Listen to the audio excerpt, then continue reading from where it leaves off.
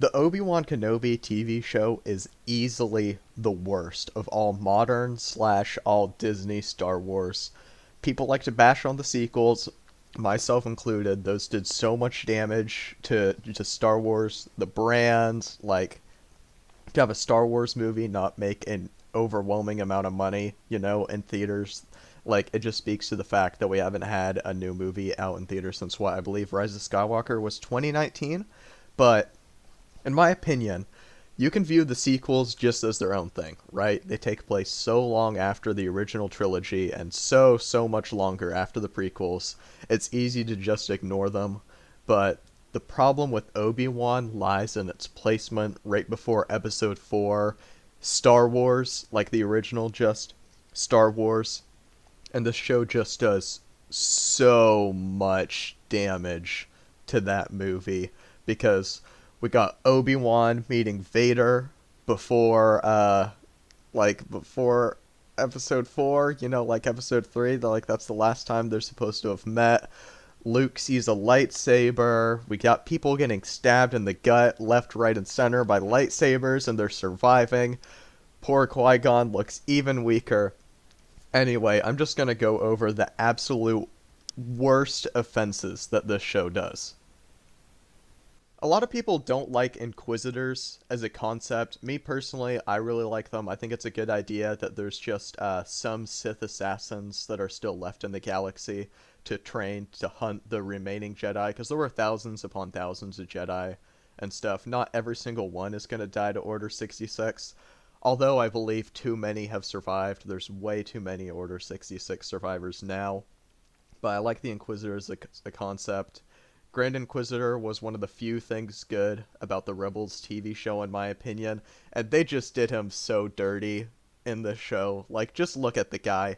He looks nothing like. I can't believe there's actually people defending the practical effects used here on the actor. He is I believe the species is called a Powan from Utapau. I don't know if it's Powan, Utapowian, something like that. And we see what they look like in live action in episode 3 when Obi-Wan goes to Utapau to fight Grievous and stuff, and he meets with like the leaders of the planets there. We see what they look like. We know what they look like. So why does this guy in the Disney TV show look so unimaginably goofy? He looks like goth Caillou.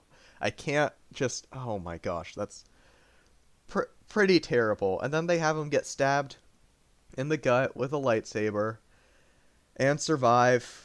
And that's I went over this in my other video about like the sequel trilogy, people getting stabbed and then surviving and stuff like that. Just big missed opportunity with him. We could have seen some more cool stuff with that character, but he just can't do anything cool when he looks as goofy as he does.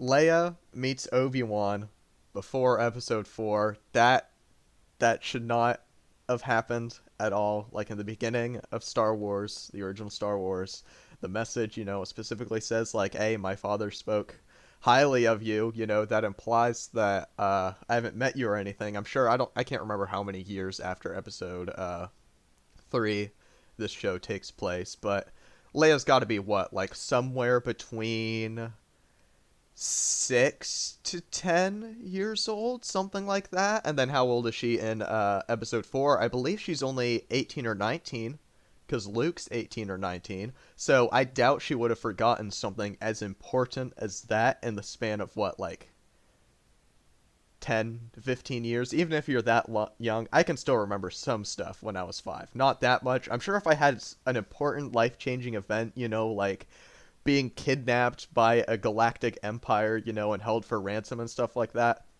And I'm sure I wouldn't just forget the guy who saved me.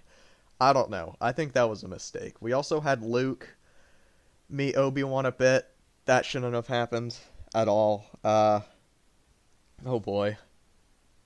On the topic of Luke, Luke sees a lightsaber when Reva goes to the Lars homestead to like hunt him down and stuff. He sees like the lightsaber and stuff. Like, yeah, he's unconscious for their last like fight or whatever conversation. Oh, you're forgiven even though you hunted a bunch of Jedi. I don't know.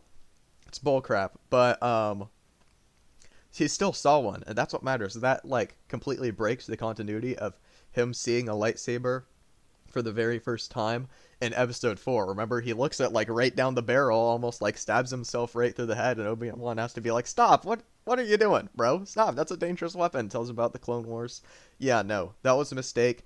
Luke didn't take nearly as much damage as he did in the sequel trilogy, which I'm thankful for. So thankful for that. But Leia was definitely they did greater offenses to her character as opposed to Luke. I don't know why they didn't really do much with Leia also in the sequels. Like, I'm fine if they do more stuff now, because they keep wanting these like strong female characters and stuff to lead stuff. Like, everybody likes Leia. Do stuff with Leia. Oh wait, you didn't have the original 3 meet in the sequel trilogy. Now Carrie Fisher's passed away. Missed your opportunity. Gosh, stupid corporation. So we've gone over some of my minor complaints with the show, but let's go over my absolute most major offenses, and that is going to be the characters of Reva and the way they handle Vader, because I think they've just done irreversible damage to the continuity of the movies with the way those two characters interact. So we got Reva, right? She's like an Inquisitor. She was an Order 66 survivor. She got stabbed in the gut by Anakin Skywalker. And yeah, that did happen, by the way. She got stabbed in the gut with a lightsaber as a child, and then survived. And then she's like, oh, I want to get my revenge on Anakin and stuff. So I'm going to serve him, like, oh, I'm just gonna get close to him, So she becomes an Inquisitor and hunts Jedi down.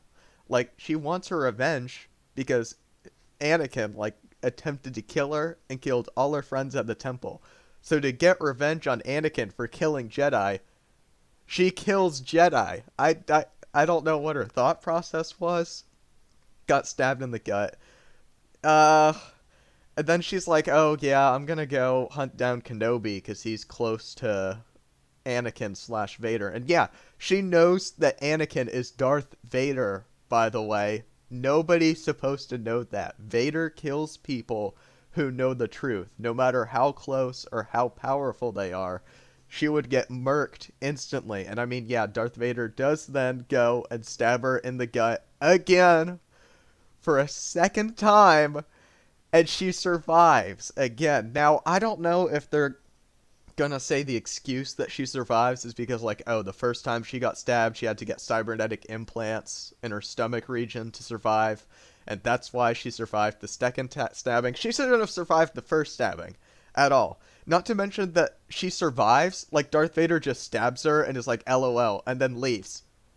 That is not Darth Vader. Darth Vader would make sure the job is done. He leaves no loose ends at all when it comes to his like secret identity and his past. How does that happen? Not to mention we also got, it was just a nostalgia bait scene where they had Vader fight Obi-Wan. That is probably the greatest sin of this entire show.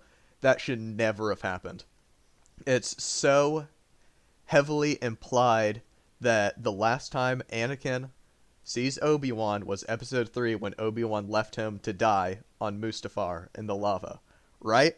Because then they talk in episode 4, and like now it's Darth Vader and Obi-Wan. He's like, oh, when I left you I was but the learner, now I am the master, and stuff like that. Like, yeah, we had that one spar, back on that random planet when I tried to kidnap my daughter. You remember that? That was weird. We're just gonna ignore that. It makes no sense. Not to mention that Reva then found out that Luke is the son of Vader, so she went to Tatooine to try to kill Luke, and then chased him down while she was still stabbed in the gut by a lightsaber. Molten plasma, insides are fried. You would not be moving, let alone running, chasing around a child on trying to keep your footing in the sand.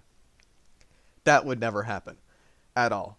Just, you could have done something good with her character. I mean, yeah, it's another Order 66 survivor. really outplayed, boring. I don't know. Just let her be evil. Just let her be an evil character who wants to hunt down Obi-Wan. Maybe it was something Obi-Wan did specifically instead of trying to get revenge on Vader. Maybe just she blames him for creating Vader, and she's like, "Oh, I'm gonna serve him just because Obi-Wan she views as the greater of the two evils. I'll take out Obi-Wan for putting me in this situation.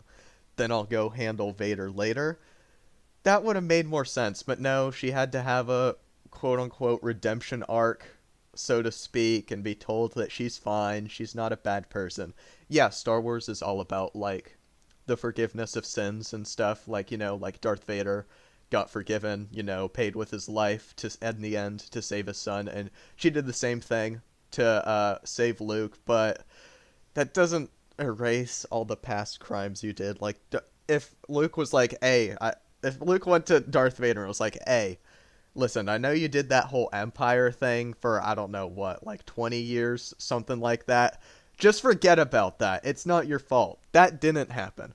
That wasn't what happened at all. Luke forgave his father in spite of his sins. Obi-Wan just said, oh yeah, you're totally fine. It's not your fault at all. It's the lack of taking responsibility for your actions is what just really ruins this character and doesn't make her work at all. The show isn't all bad, though. I mean, I think Ewan McGregor does a great job. You can tell he really hates the material that he's been given. He's really like, this is what I have to make my grand return to Star Wars with. Okay, whatever, I guess. So I thought Obi-Wan was fine. They didn't Lukeify him all that bad, making him an old loser or whatever. They didn't do that, at least in my opinion. But just the fact that Reva let Vader live, and she's still out there, by the way, in the galaxy, still alive somewhere, and she knows Anakin's identity. You'd think she'd post that on, like, the Star Wars internet or something, like, hey, LOL, you remember that Anakin guy, war hero from the Clone Wars? Yeah, he's Darth Vader. Look it up. And you think they'd, like, I don't know, hunt her down or something like that. I don't know. That's a big, big, big, big, big plot hole. I don't see them ever filling that back in. The biggest fault of the show, though, is just being bad. Just being a bad show. You have Ewan McGregor. You have Hayden Christensen back. You're with the Empire still. You have a young Leia and a young Luke actor, and you don't do anything good or remotely entertaining with it. I try not to share my opinion too much. I say that as like everything is like the most blatantly stated opinion ever. But this show sucks. It is so bad. Easily the worst of all the Disney Star Wars shows. Worse than Boba Fett. Like, yeah, Boba Fett is probably it's probably the worst TV show, but it doesn't do nearly as much damage to the Star Wars brand as Obi-Wan does. Like, it's Obi-Wan Kenobi. I know everybody that I knew tuned in to watch the Obi-Wan show and was out after, like, the first episode, or didn't even get through the first episode. They're like, yeah, no, this is boring as crap. Why did they do this to Ewan McGregor? Terrible. But anyway, did I touch everything here in this show? Were there some mistakes that I missed? Please let me know down in the comments below. Also, just want to thank you guys for all the, like, crazy amount of support on my other Star Wars video and stuff like that. I'm gonna get lots more movie videos coming. Believe me, I'm not done talking about bad Star Wars, but I don't want to be entirely negative. I got some good stuff. Might go revisit the old Indiana Jones. I wanna take a steaming crap on the new Indiana Jones movie, though. That'll be a video. Probably gonna make a Dune video. Just let me know if you guys want to see anything. Appreciate it. Thanks for watching. See y'all later. Bye.